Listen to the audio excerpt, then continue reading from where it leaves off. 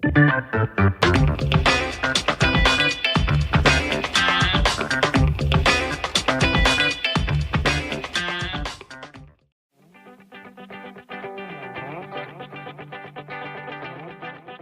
we are actually starting the PMP certification training. Okay. Okay, so hopefully the first 3 sections of the PMBOK weren't entirely too dry, and didn't become actually a sleep aid. I always suggest people get a hard or soft copy of the PMBOK, but not the audio book, because I can't imagine staying awake, even if they had a very dramatic reader. And so this class is going to define PMP certification, which is of course Project Management Professional, and the reason that they can trademark that and trademark Project Management Institute is because they have set up their own particular terminology and way of thinking. Now, granted, their way of thinking is meant to be very broad so that it can be tailored to do any kind of work. But in particular, some of their terminology might be different from yours. So I would suggest when you're studying project management, and if you're using outside guides, for instance, Rita Mulcahy is very useful material.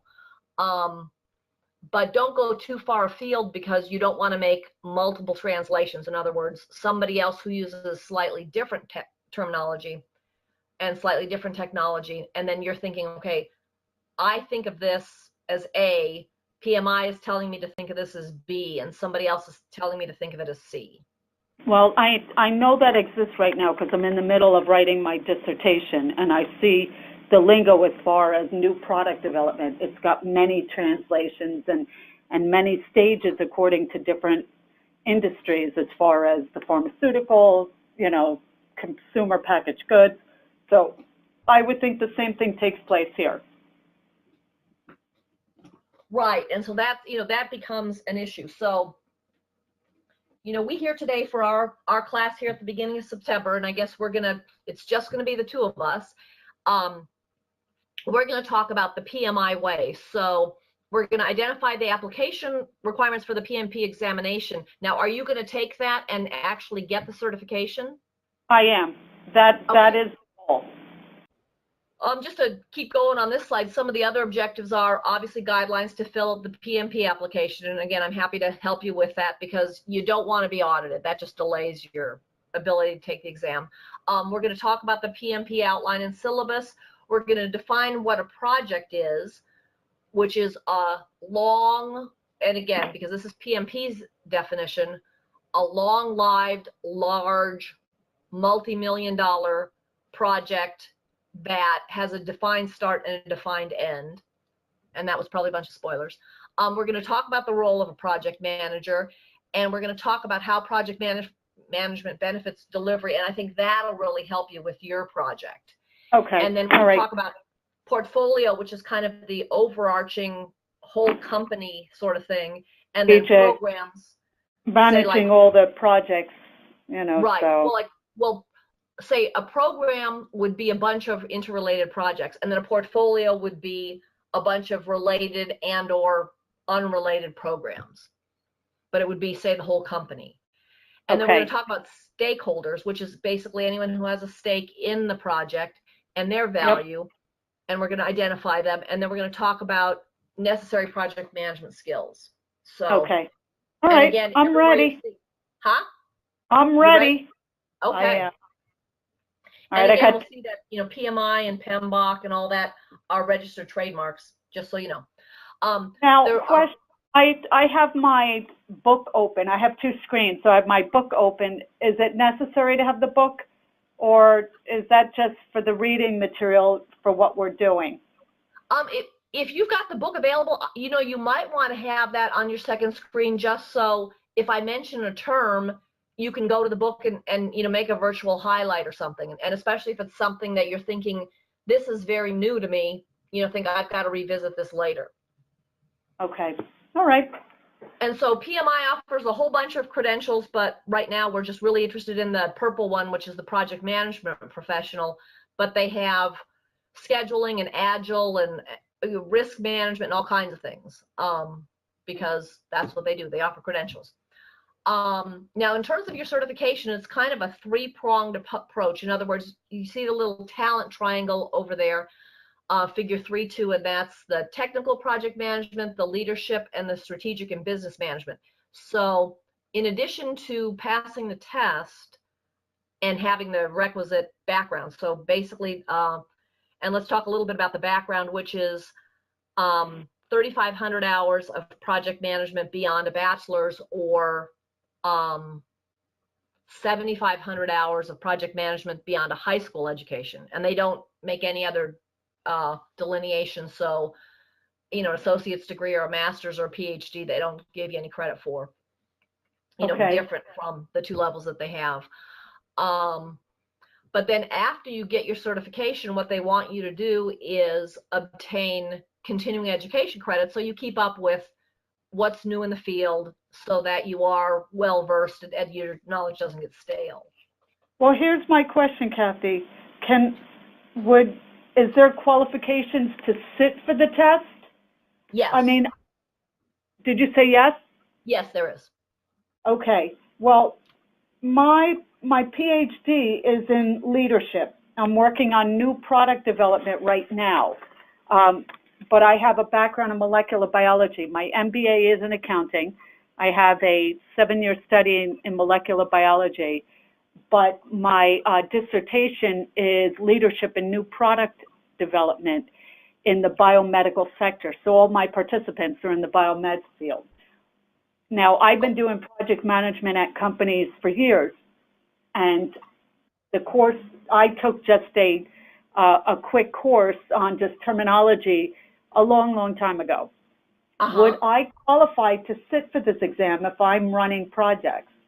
And I've been doing it years. Okay. Yeah, because it can be any kind of project, and in fact, it could be a charitable project. If you ran some charitable project for, say, Interfaith Caring Ministries, and you weren't even paid, you can count that. If you were, say, a contractor on your own home building project, you could count that. So they're very lenient. You have to have the hours and be able to support that. Say that again? So you just have to have the hours and be able to support that. Okay. And so, say if you had your own business, obviously you don't have a boss then decided as a reference, but you'd have customers. So, if you were your own restaurant or something, then you'd have to get your vendors or whomever you dealt with. And they don't necessarily check everybody's references all the time, but you do want to have very accessible references just on the off chance that they do. Well, between because I sit on the ethics board for my university, they could provide references, and my employer as well. Perfect.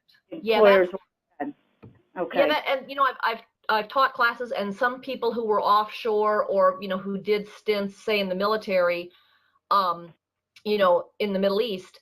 But I said, don't give somebody over in the Middle East, because there's the time zone problem, there's the potential language issues, what have you. PMI wants to contact people who they can contact easily if they decide to audit you.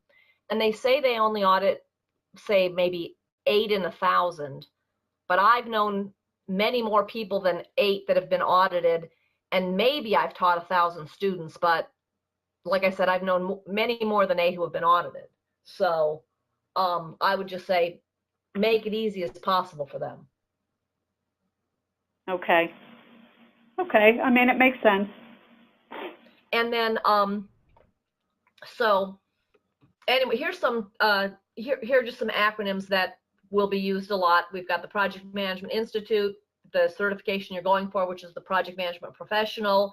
We've got the continuing certification requirements, and those are the professional development units you get. Well, professional development unit is the next one that you get every 3-year period, because otherwise you have to take the test again, and no one wants to take the test and pay again. So and again, my word to the wise is try to live your life such that you never have to pay for a professional development unit. And because I know people who have dropped their credential. In fact, I was just talking to my old boss the other day, and she said she dropped her credential because it was too expensive and NASA wouldn't pay anymore. And I said, well, you've really got to, and that's another good reason to join PMI. You've got to go out there and you've got to find free things that'll get you the units. So, and actually participating as a practitioner of project management will give you, say, on that blue part of the triangle, some of your technical project management professional development units. And depending on what you're doing, you know, strategic and business management, you might also be able to get some value there. So, you know, I should really get PMI to give me a break on, you know, sending them members or something. But the PMBOK, and why do we have to pronounce all acronyms? But that's the project management body of knowledge. And then, so we've got the guide, and it's the textbook for the PMP exam. But the exam is not just the PMBOK, it's a broader scope. You know, you've got to have some personal experiences with project management. You've got to know some legal and some economics and some interpersonal development, communication skills. So it's not just the PMBOK, because if it was just the PMBOK, we'd be just going for the CAPM certification. Now, if I signed the vice president at the company here up for this class, he's going to take it next Monday. If he doesn't have time to sit in the classroom, could he do the online study and still qualify to take the exam? Possibly, yeah. Okay. All right. Because I don't know if he'll be able to sit for the classes for the entire day. I mean, it's difficult for me as well, being as a CFO at the company. I'm entrenched with so many different things, entrenched in so many different things. Okay, so moving right along, REP is registered education provider. And, you know, for my on the side business, Rogers Education Products, I, you know, think that's clever because it looks like registered education provider.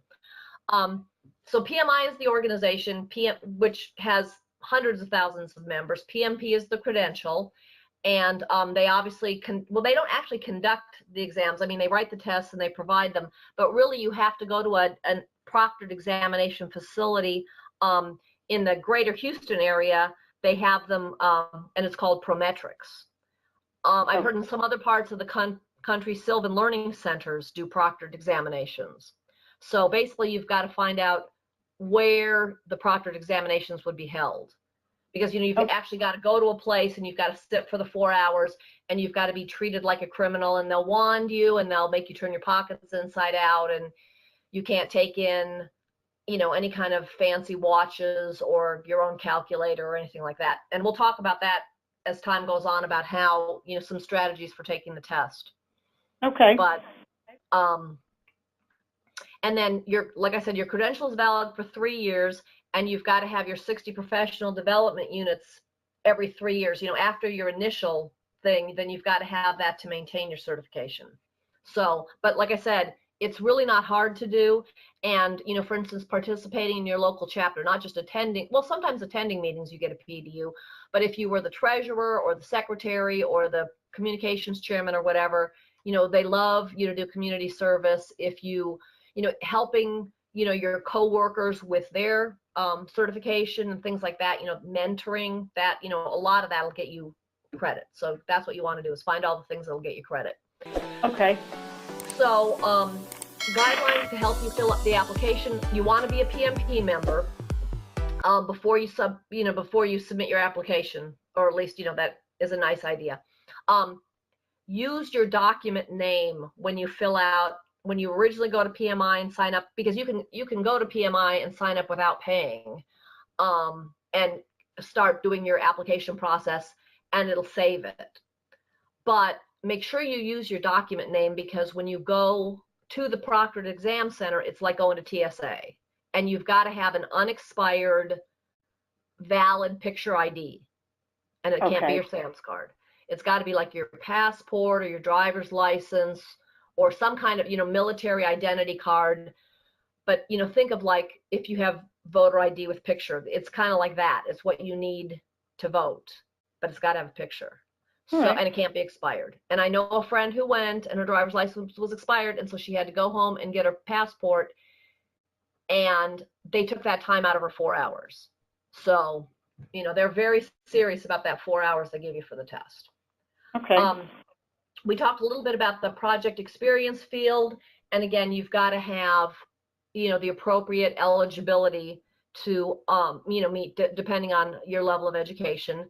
And then you've got to briefly talk about the kind of work that you've done, and you want to hit the 5 process groups, which we haven't talked about yet.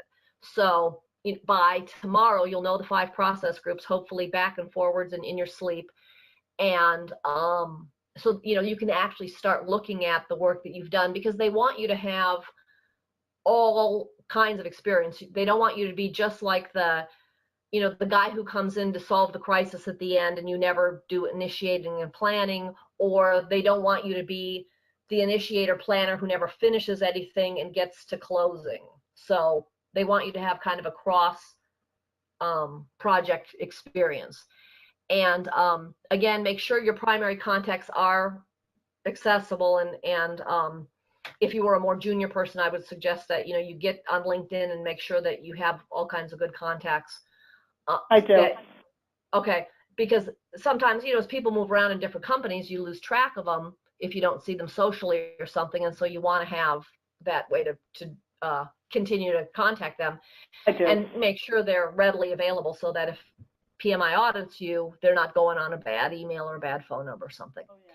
And again, if you're not sure about anything, ask a project management professional to review your application or go over flashcards with you or whatever before submitting your application. And like I said, PMI is very good about encouraging their practitioners to be very helpful and kind of pay it forward to the next generation. So again, if you get picked for an audit, just follow the instructions, collect the evidence, and submit it. They say it's random. I don't worry, when you're working on your PhD and you're doing projects and all the strategies I've implemented here, for me, I don't worry about any of that. I have enough, backing. It's just time, because you can't sit for the exam until your application is accepted, which means, ideally what you'd like to do, since it's September now, October, November, I would suggest you take the exam before the holidays, because otherwise the holidays come and go and you get crazy and you forget everything, or it gets pushed into a different part of memory that's not ready to spew on the exam. So I would suggest that potentially you set up a schedule, just like a project, and say, okay, between now and the date that I pick, maybe, I don't know, say November 18th, just to pick a date at random. I don't even know if that's a weekday. I'm going to read 3 days a week, and I'm going to do flashcards 2 days a week, and I'm going to go over the course material 1 day a week, whatever it is, whatever you decide to do. And then that'll get me all the way to that day. I'm going to practice my brain dump. I'm going to take some practice tests, whatever it is.